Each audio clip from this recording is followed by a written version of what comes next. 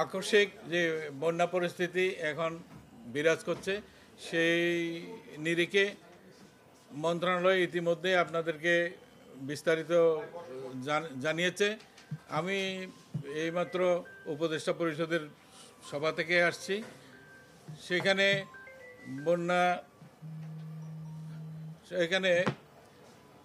বন্যায় বিষয়ে অনেক সিদ্ধান্ত হয়েছে।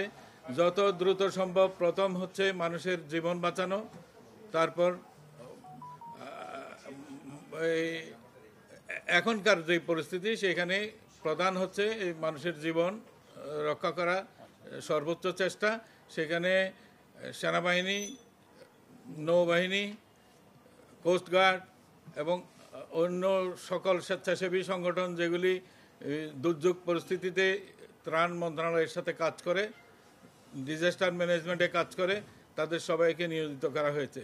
সার্বিকভাবে প্রশাসন চেষ্টা করছে, সরকার চেষ্টা করছে যাতে মানুষের জীবন এবং জানমাল, গবাদি পশু ইত্যাদি রক্ষা করা যায়। এখানে ত্রাণ এবং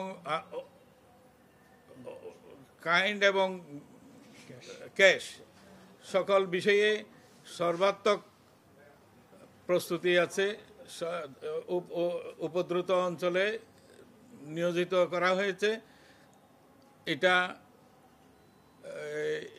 দুর্যোগ পরিস্থিতি মানুষের সাধ্যে যতটুকু সম্ভব আমরা সকল এফর্ট এখানে নিয়োজিত করেছি।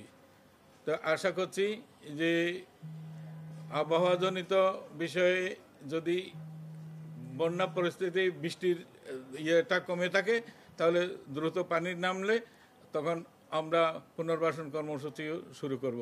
কেউ কেউ বলছে যে এটা আমাদের উপরে যে উজান থেকে পানি আসছে, উজান থেকে মানে ভারতীয় অঞ্চল থেকেও পানি নেমে আসছে।